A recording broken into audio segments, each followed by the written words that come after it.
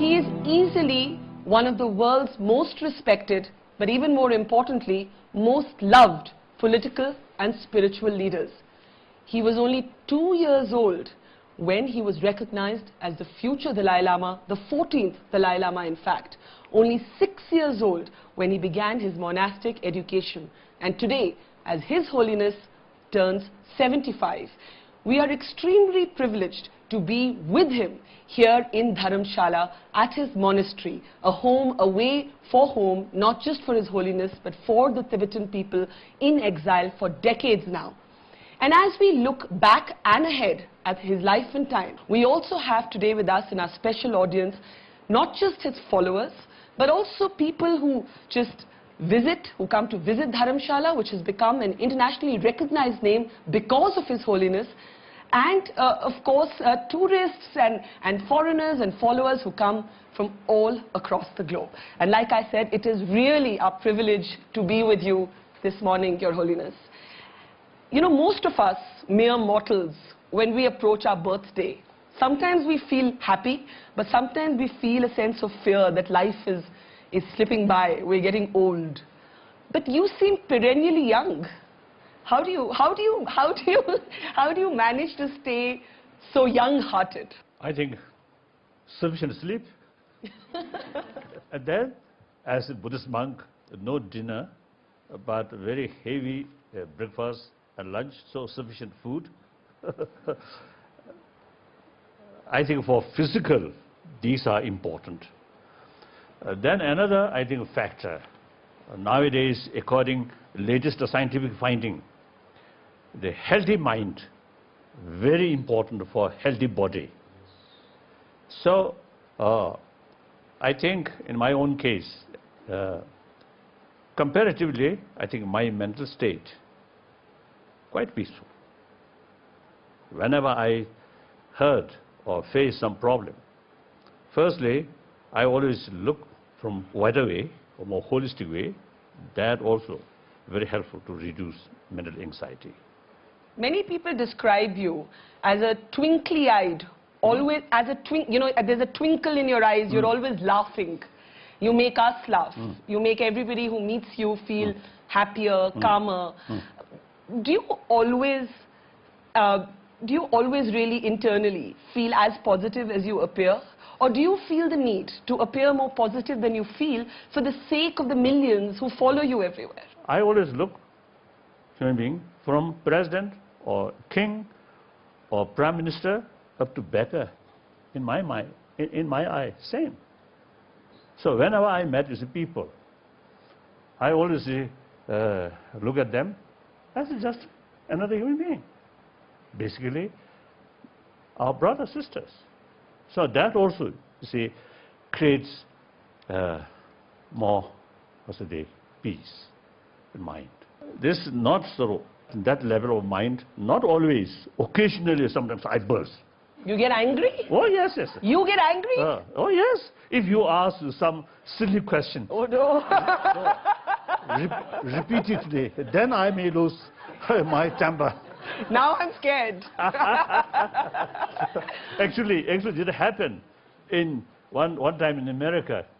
One New York Times columnist, you see, one lady, she asked me, of course, there are some other questions, and then she asked me what I want, you see, my sort of legacy about name in future.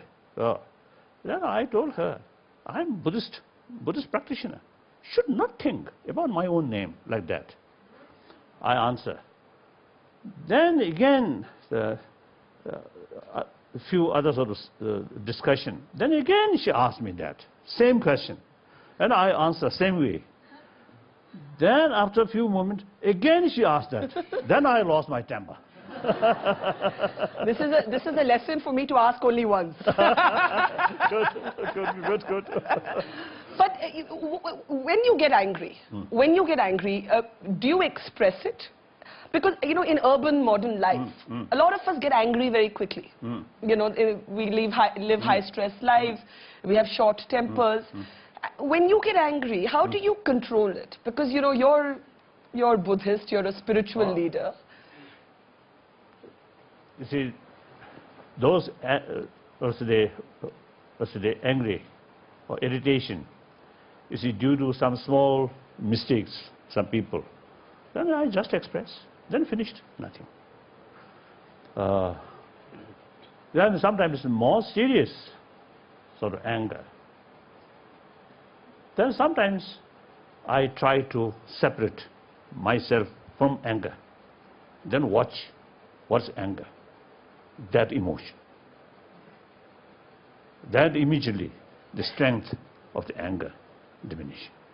Now tell me, you spoke about the brain, the human brain, and you are seen to be somebody who has married a scientific temperament of inquisitiveness with spirituality, which is very rare.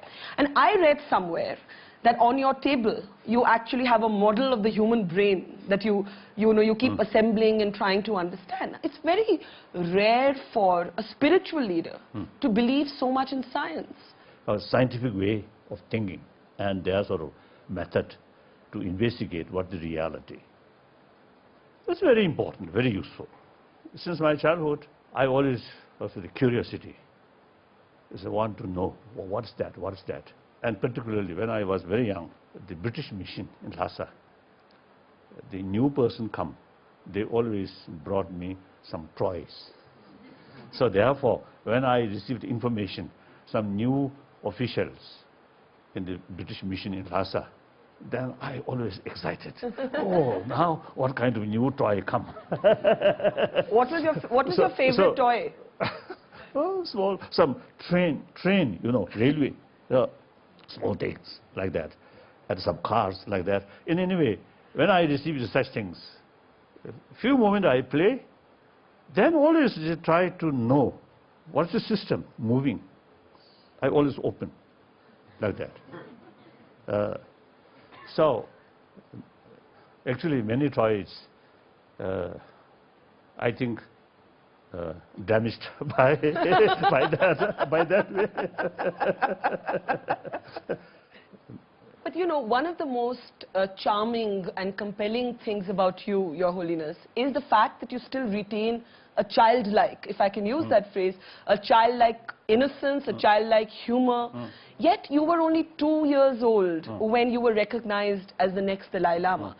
Do you sometimes, speaking as a human being and not as a holy man today, do you look back and feel that your childhood was lost?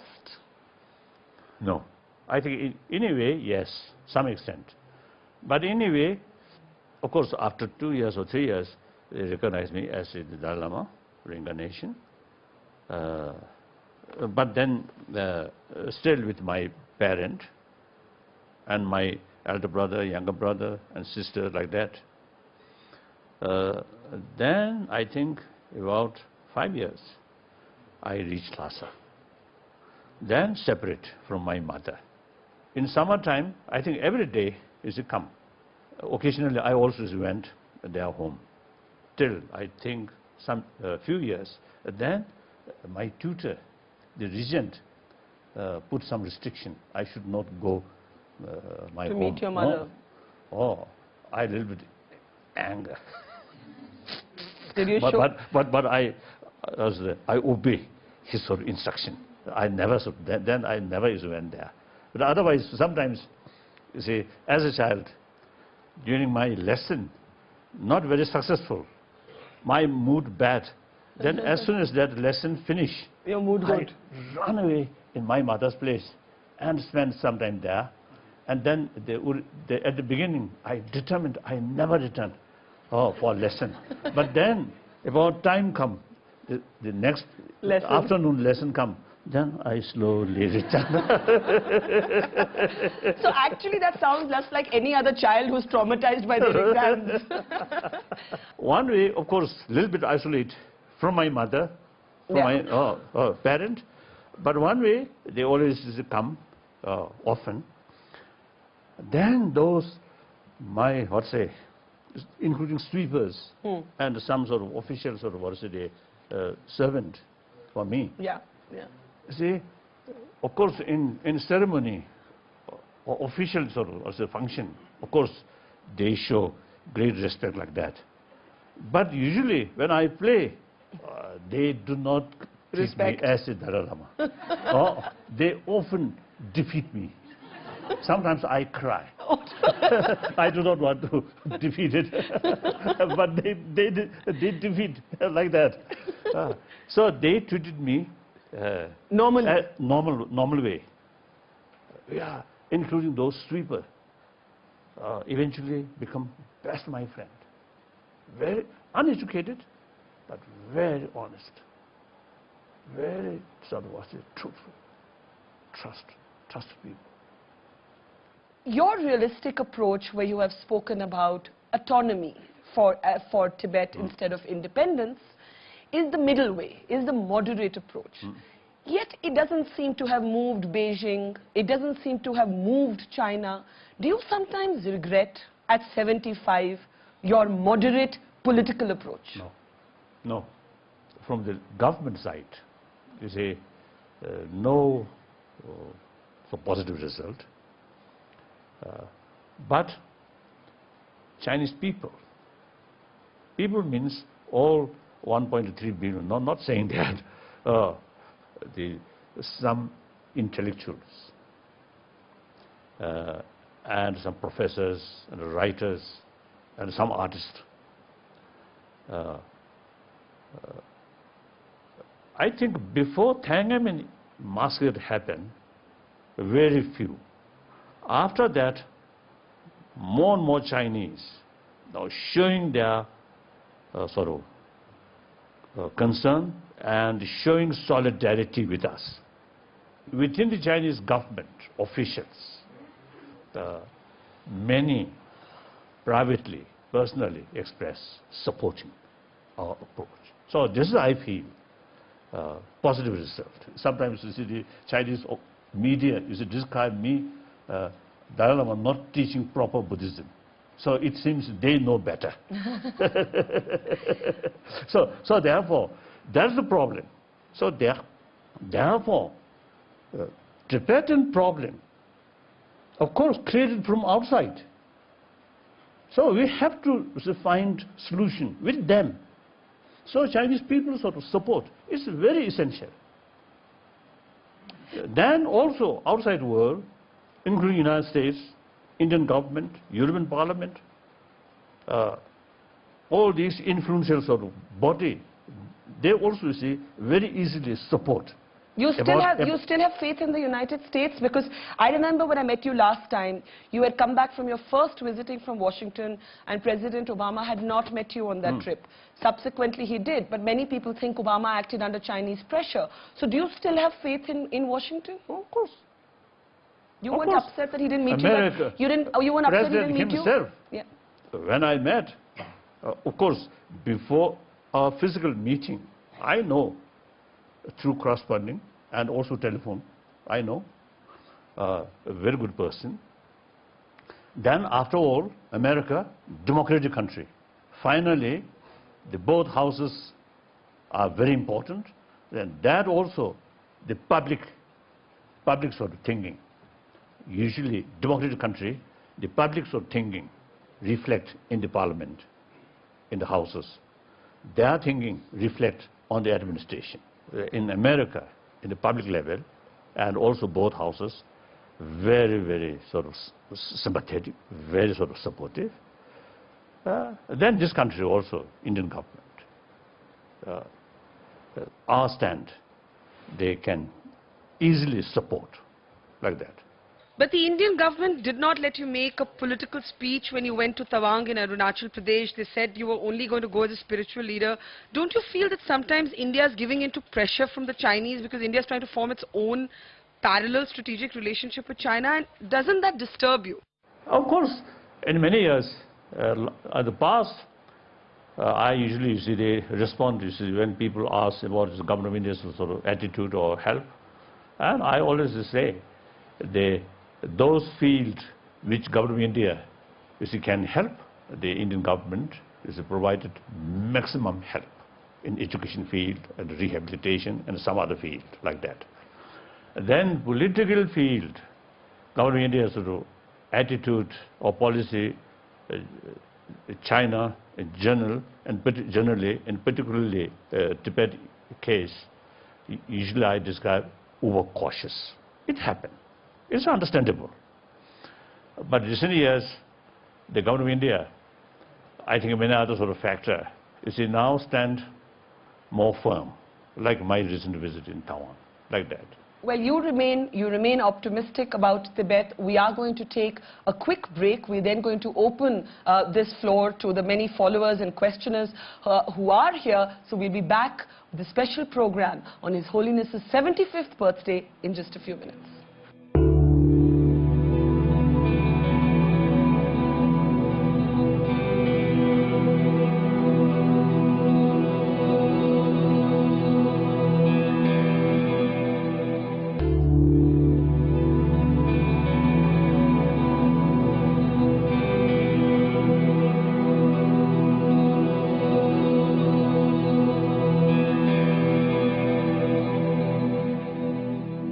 Welcome back. We're in conversation with His Holiness the Dalai Lama on the occasion of his 75th birthday in Dharamsala at his monastery. So it's a very special occasion for us as well. And we're carrying today from Delhi a special message first, Your Holiness, from one of India's best-known photographers, Raghu Rai, who has spent a long time photographing you and following you around and loves you a lot. And this is the message that Raghu Rai has sent for you. Your Holiness, many happy returns of the day on your 75th birthday. And you may look as handsome and as strong like the Himalayas that you always look.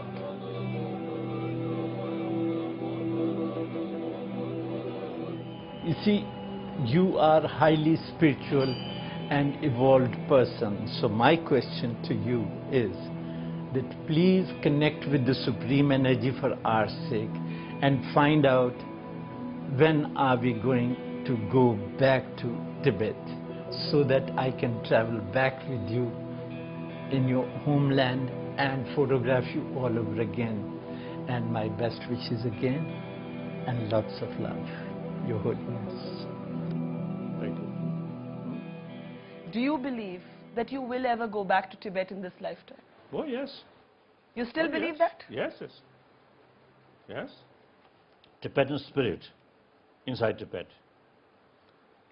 inspired so many sort of new change or new development, and also brainwash or torture, various methods. Tibetan spirit never change. Very strong forever. Then, on top of that, number of Chinese, according to some information, over 200 millions of Buddhists in China, including many party members, high officials, outwardly communist, atheist, deep inside Buddhist. But can I ask you a difficult question? Do you ever feel, because while you are a holy leader, a spiritual leader, you're also human, I think, at heart. Do you sometimes feel that on this issue of going back to Tibet, for you or your people, time is not on your side anymore? How soon, if you ask, then difficult question. In your lifetime? Nobody knows. In your lifetime, you think? Next 5 years, 10 years, I think 15 years, things will change definitely. Yeah? You joked once that to retire was also your human right. Oh, yes. You see, you joked about that.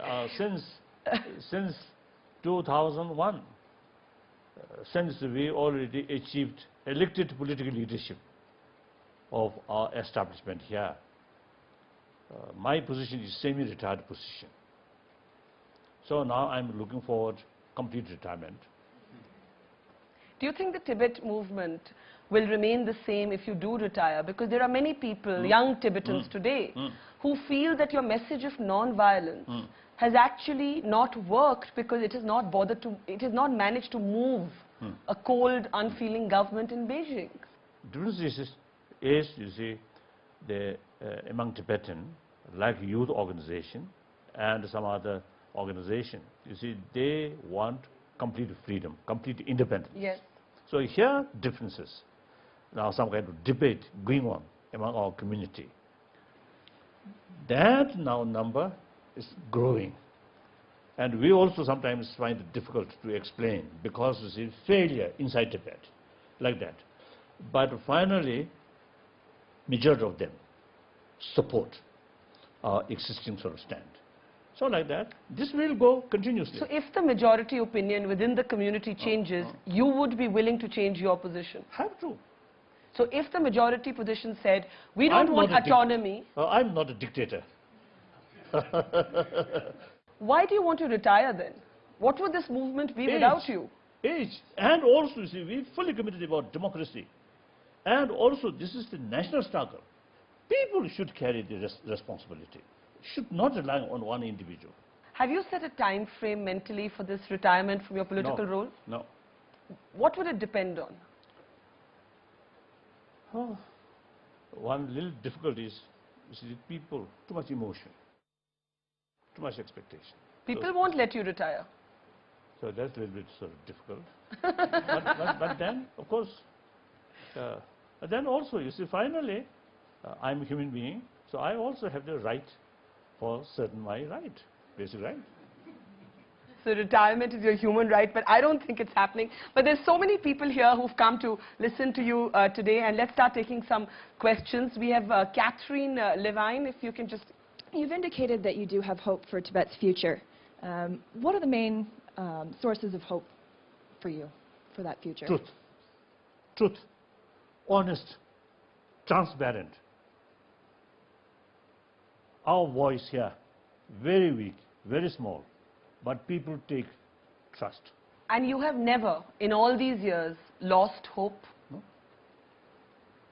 Of course, some disappointment occasionally come, but basically, as I mentioned earlier, we believe truth.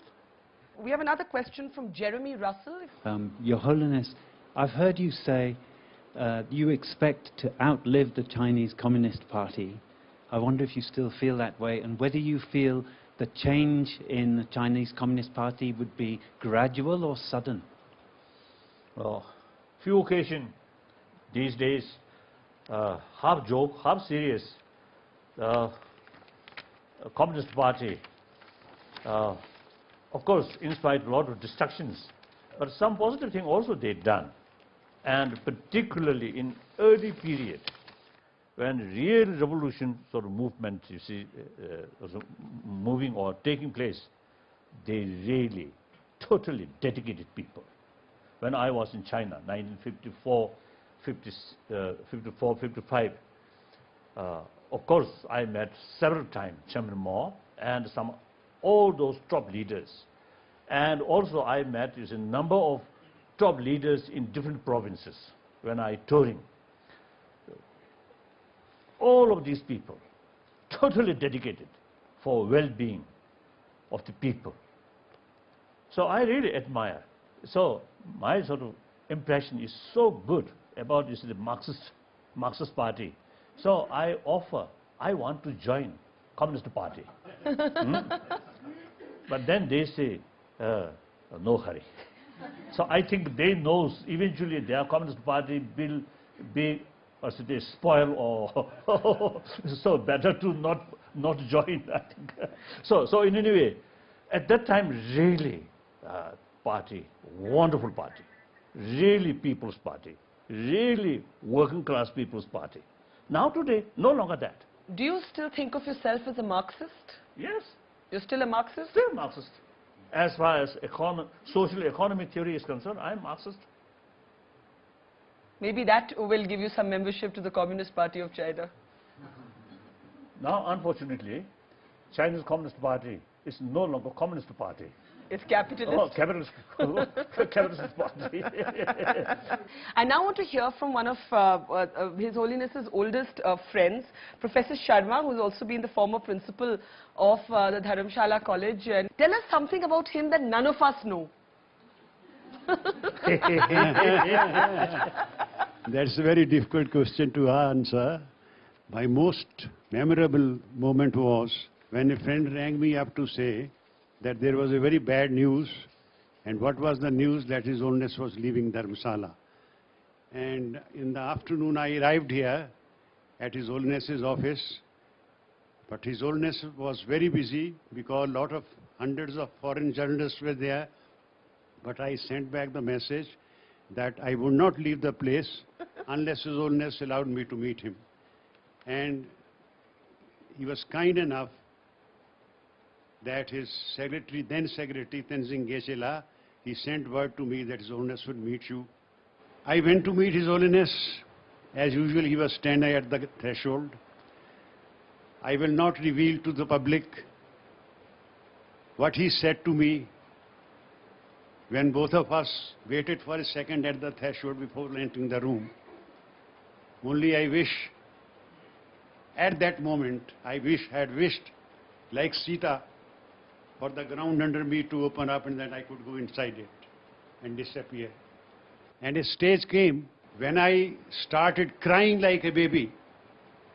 His Holiness got up, I got up, His Holiness embraced me like anything and promised that he would not leave Dharamsala. I hope you're never leaving Dharamsala, and if you do, it should only be to go back to Tibet. Yes, the local people at that time. So, when trouble happened, I was in America.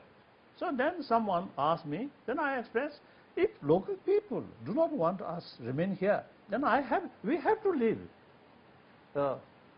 Then when I reach here, some of my sort of old friends come, especially this person, very much emotionally asked me, yes, till the day leaving for Tibet, that's right, please remain here. I hope you've never thought about it I since very then. much sort of moved. Another is Dharamshala veteran, Ajay Singh. Ajay Singh. Oh. Every place that you go, you spread so much joy. For this to continue, would you not please appoint a successor now that you are with us in this world? As early as '69, one of my official and sort of formal sort of statement, publicly I stated, this sort of century-old institution, whether should continue or not, up to Tibetan people.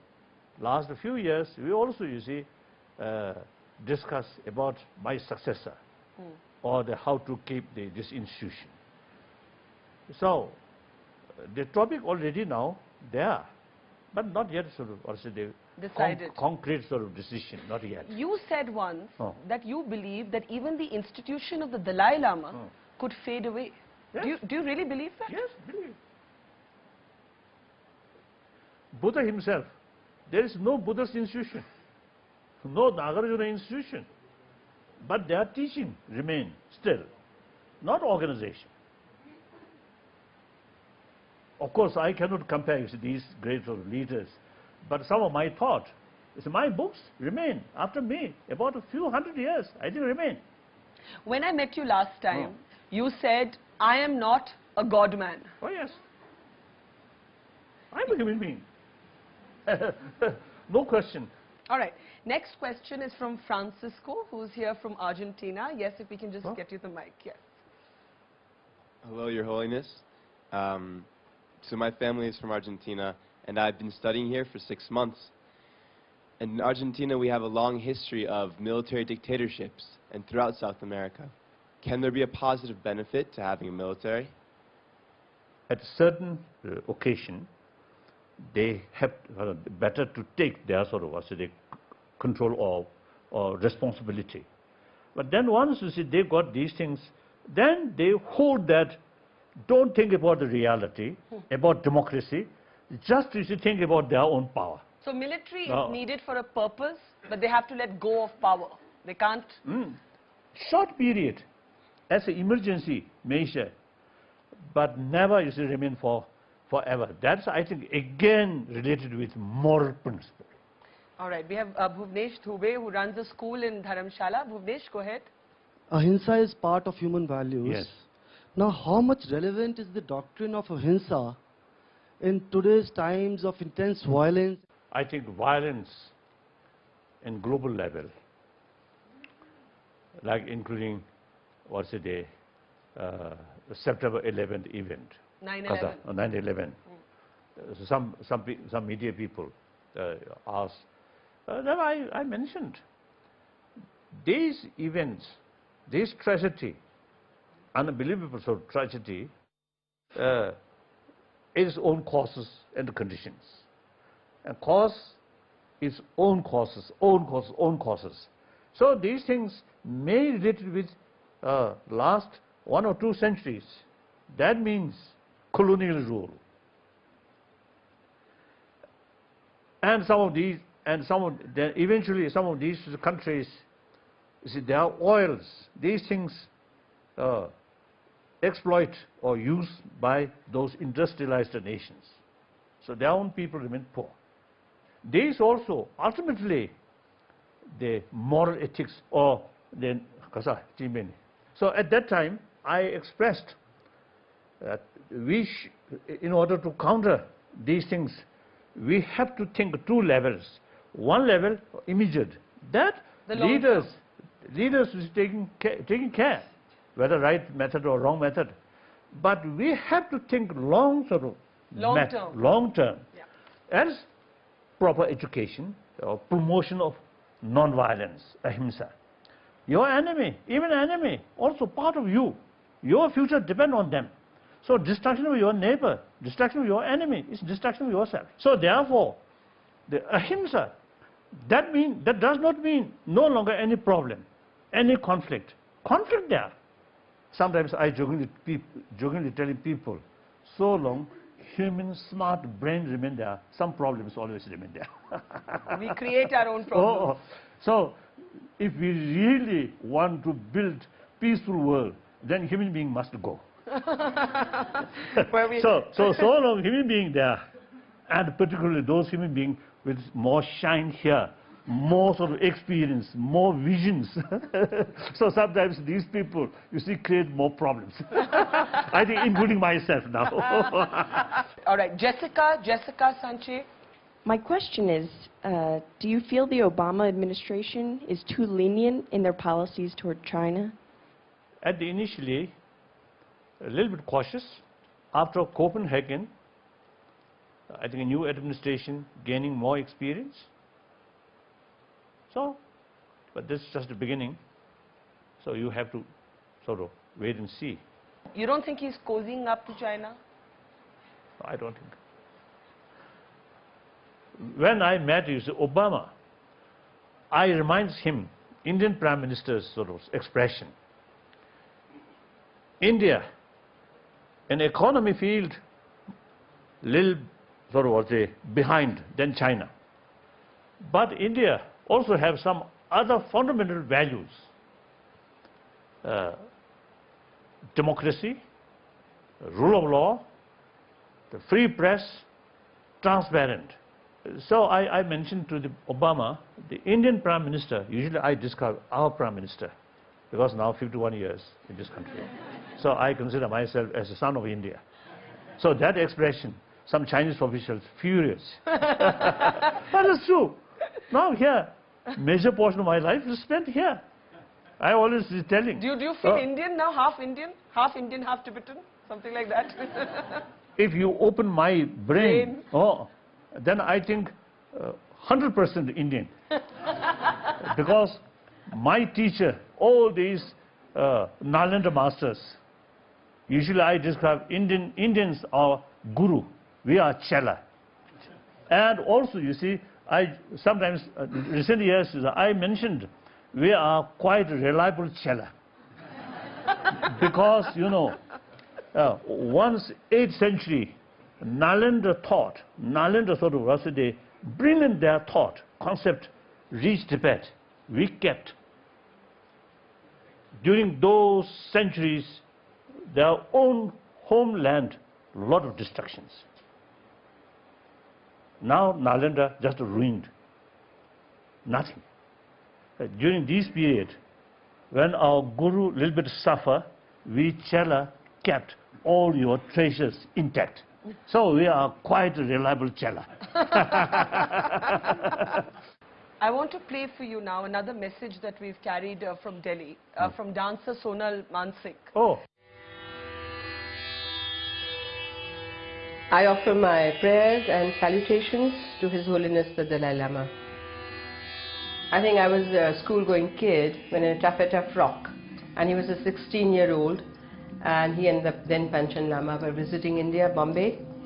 In 1993, I showed him this picture and he laughed in his typical hearty way and hugged me.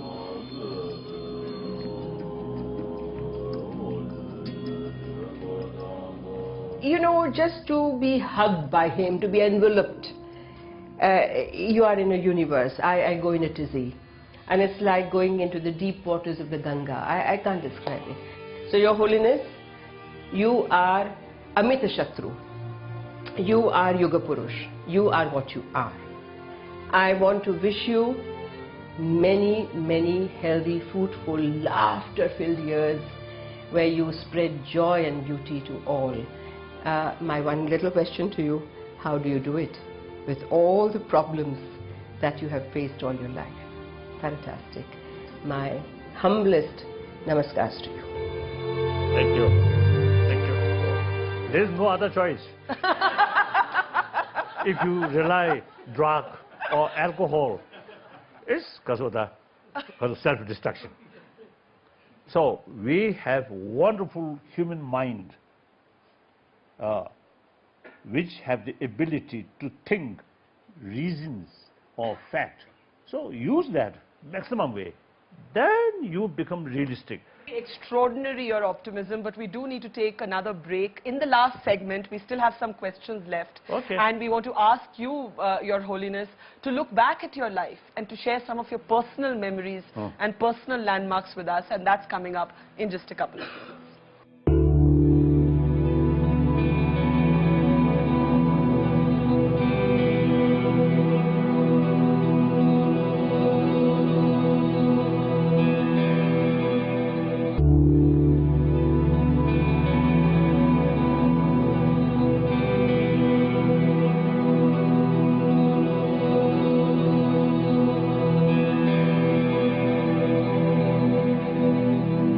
Welcome back. We're in conversation with His Holiness the Dalai Lama in Dharamsala at his monastery on the occasion of his 75th birthday. And we've been talking to people who've known the Dalai Lama for a very long time. We now want to play for you, Your Holiness, a message from somebody who used to be your liaison officer, who knew you long back, Inder Malik. Inder Malik. I know. And this message from Inder Malik from Delhi.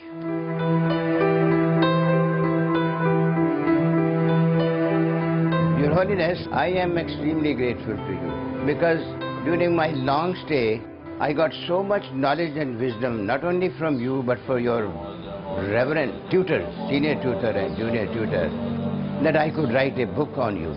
My book, Dalai Lama Tibet, for whom you wrote the foreword, and you inaugurated it in 1984, became a hit, and I became a writer. Divinity was writ large on his face. Now that was my first impression in 1962, and now I have been seeing him for the last 50 years after that. The glow has been expanding and expanding. Now I have the pleasant duty in wishing you a long, long and a very, very healthy life, because you are required by the whole world. I don't think I have ever met a spiritual leader. I'm not saying holy man or God man, just a spiritual or a political leader who is so loved by so many people. How does it not go to your head?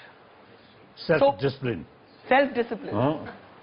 And there's sort of verses, and also say, I sort of recite that every day. That verse is mentioned. If you sort of respect by everybody and praising you, you must think you are lowest person. I always practice that. All right, Tracy Christmas from England. This is a question from Tracy, yes. My question was regarding the selection process of future Dalai Lamas. If you think that the traditional process will still be able to continue, sort of given what's happening in China and what happened with the Panchen Lama? Unfortunately, those Chinese communist hardliner, you see, they are quite expert to create unnecessary problem. Look, now two Panchen Lama. One Panchen Lama, official Panchen Lama, one Panchen Lama, Panchen Lama of Tibetan heart. So such things creates more complication, more resentment to the Chinese government. So still seems to say they are not yet learned these things. So they, if I die, say within this year, most probably Chinese, you see, appoint or choose one boy, one official Dalai Lama. Then if Tibetan and concerned sort of people really want to have another sort of Dalai Lama reincarnation, then they will choose. What is your own mind? Would you like to see somebody appointed in your lifetime? Oh, I am not much concerned about these things. You don't? So sometimes I expressing, Chinese communists seems more concerned about Dalai Lama institution than me. Political reason, of course. You know, silly thinking like that. So it doesn't matter. And also the practical level, no hurry. I'm quite healthy.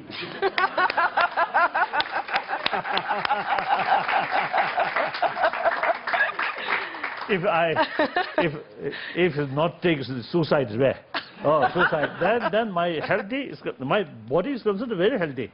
So another, I think, 10, 20 years, I think no problem. Okay, 10, so 20, then years. All right, now Catherine Schwitt.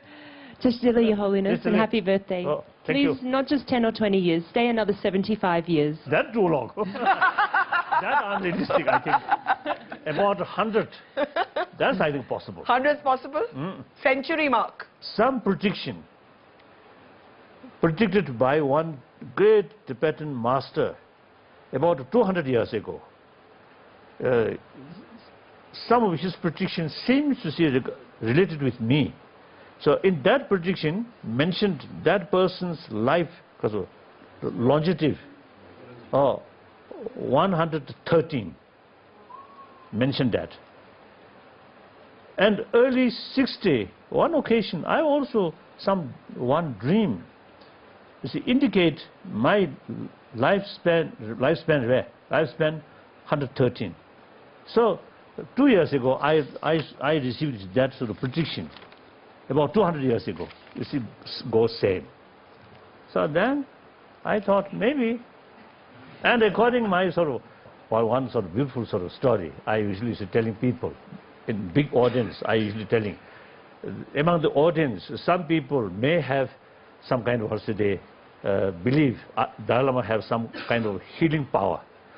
So as far as that is concerned, 2008, I think October, I went through surgery, so that scientifically proved Dalai Lama have no healing power. Clear, isn't it? I think it is quite clear. Your Holiness, there's been some discussions about full ordination for nuns in the Tibetan Buddhist tradition. And there's some obstacles to this, which Your Holiness described at the conference in Hamburg in 2007 as old-fashioned thinking in the Tibetan society, that they won't accept this full ordination for nuns.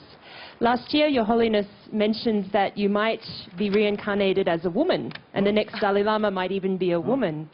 So how does Your Holiness think the Tibetan society would accept a female Dalai Lama when they are having troubles accepting fully ordained nuns? No, not that way. You see, the Tibetan, the bhikshunis, the highest ordination of Buddhist nun, some hesitation, not due to public sort of reluctance, no. Public, of course, the Buddha himself gave the same right, bhikshu, bhikshuni. So everybody have the right, see, to achieve that. Now question is the technical. The Vinaya vow should take according Vinaya rule. So then next reincarnation, if the circumstances is such, the female reincarnation more effective, then and carry the true spiritual, traditional spiritual way, if they found like that way, I think no problem. Okay, Swati, where are you? Yeah. I'm a psychologist by profession. My question is, how do you deal with the trauma, confusion and conflict in the minds of new Tibetan generation who are growing up in India with the world's ambitions and desires? Tibetan younger generation who born in this country with Tibetan atmosphere still much more thinking like Tibetan. And those young Tibetan, now you know, those young Tibetan who come from Tibet, they grown up in tense situation, so much short temper and more violent nature. It happened. So now here, Tibetan generally who bringing up in Tibetan community, comparatively still better, but still we are not we need a lot of work. Well, I want to end with one of your friends, also Professor Chamanlal Gupta, if you can share a personal story with us, like Professor Sharma, because we want to know things that we don't know already. I came in contact with His Holiness in 1999 for the first time. It was his birthday and we came to him from Bharat Tibet Sahyog Manch. After having talks with him, I asked him, how is it that you are a Buddhist and firm believer in ahimsa, that is non-violence, and yet you take meat and so many others also do the same? How do you compromise this situation? And secondly, I asked him, okay, what are your shortcomings? He mentioned two, that is my love for watches. Where's the watch? Oh, there it is. And meat eating. So when we were going out, he just caught hold of my arm and said, asked the photographer, you come, we will have a photograph with him. And I have that photograph with His Holiness in my study, and that is the most precious treasure that I ever will have in my life. Thank you. Your Holiness, do you still think watches and meat eating are your only two flaws? And as flaws goes, they're pretty innocent. My so fond watch. That is one of my weakness. But the first of the present watch from President Roosevelt. Wow. And how old were you then? You must have been a child. 1942. I was then 7-year-old. Here you see one quite strange sort of story. With that watch and one, silver made old, sheep. Then one letter. As a 7-year-old boy, no interest about that letter, only that watch. And that sort of silver sort of sheep, I put on a sort of a small sort of pond, small pond. It sank. Too heavy, no interest. Then only that watch, and that watch quite shameful. As soon as I received the information, the delegation, when they reached Lhasa, the British mission there, I received the information from our foreign ministry's officials who speak English. So he informed me, he said they are present. As I mentioned earlier, I asked what kind of sort of a present. And then I was told it's one watch. So then, before formal meeting, I always asked, bring that watch.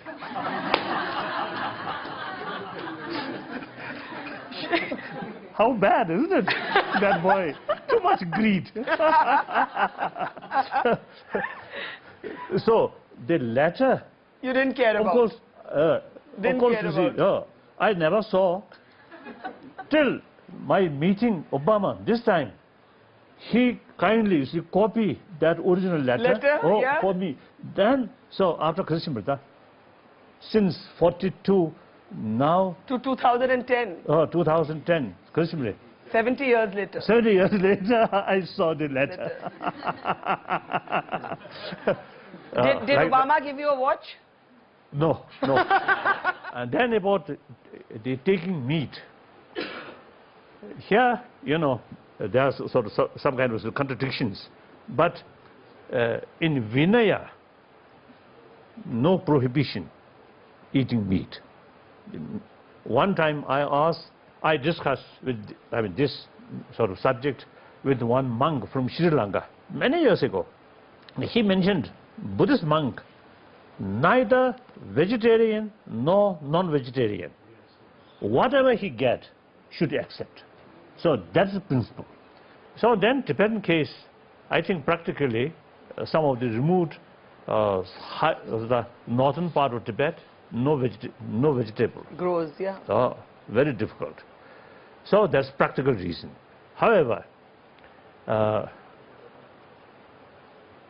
my age, about 13, 14, all Tibetan official festival, previously a lot of meat, I changed to vegetarian food. Then 59 come to India. Around 60, 65, I become vegetarian. I give up. Why did you give it up? Why? Better. Healthier or philosophical reason? Philosophical reason. Then I think 67, I think 67 or 66 or 67, I developed, what's a day, gallbladder, hepatite. So whole my body is become yellow. So later I joke. Then at that time I almost become like living Buddha. Whole body yellow.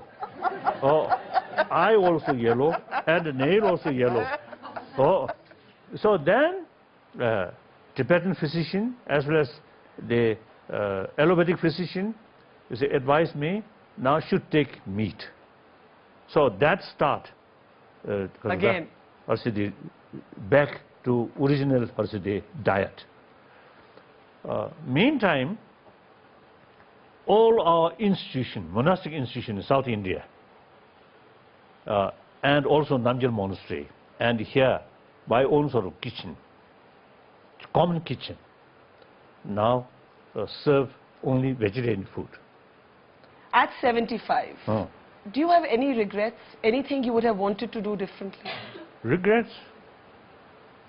Small things, of course, almost every day. Like? Like? I think just here, too hot. So that's our fault. My sort of this garment, this garment, maybe one thinner one, maybe nice. That's a minor regret. Major point, I think, during my study period, around 10 years, I rather lazy. I often used to telling people, the way I study at the young age, under threat of whip by my tutor, you know, the senior tutor, very sort of stern. When I young, he never showed smile, and he kept one whip. At that time, you see, his father, my elder brother and myself used to study together. So 2 whips there. One normal whip, one yellow whip. Suppose that yellow whip, suppose to see, suppose the holy whip. So for holy student, for holy whip is something relevant. So then I have quite sufficient sort of brain. Holy whip may not bring holy pain, just ordinary pain. Therefore, I afraid that whip. So that sometimes I feel a little bit regret.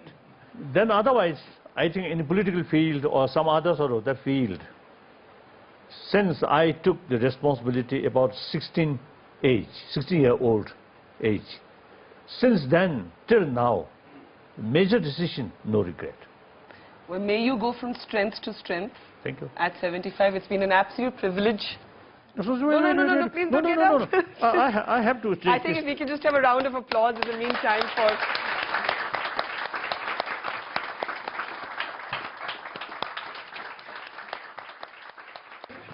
Thank you. Thank you so much. Thank you. This means a lot to me. Thank you. Thank you. Thank you. Thank you.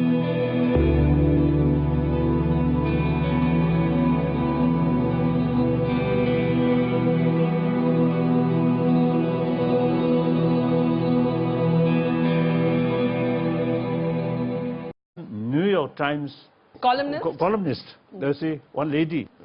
She asked me, of course, there are some other questions. And then she asked me what I want, you see, my sort of legacy about name in future. Then I told her, I'm Buddhist practitioner. Should not think about my own name like that. I answer. Then again, a few other sort of discussion. Then again she asked me that, same question. And I answer same way. Then after a few moments, again she asked that. Then I lost my temper. This is a lesson for me to ask only once. Good. But when you get angry, do you express it? Because, you know, in urban modern life, a lot of us get angry very quickly. You know, we live high-stress lives, we have short tempers. When you get angry, how do you control it? Because, you know, you're Buddhist, you're a spiritual leader. You see, those angry or irritation, you see, due to some small mistakes, some people, then I just express, then finished, nothing. Then sometimes it's more serious sort of anger. Then sometimes I try to separate myself from anger. Then watch what's anger, that emotion. Then immediately the strength of the anger diminishes. Now tell me, you spoke about the brain, the human brain, and you are seen to be somebody who has married a scientific temperament of inquisitiveness with spirituality, which is very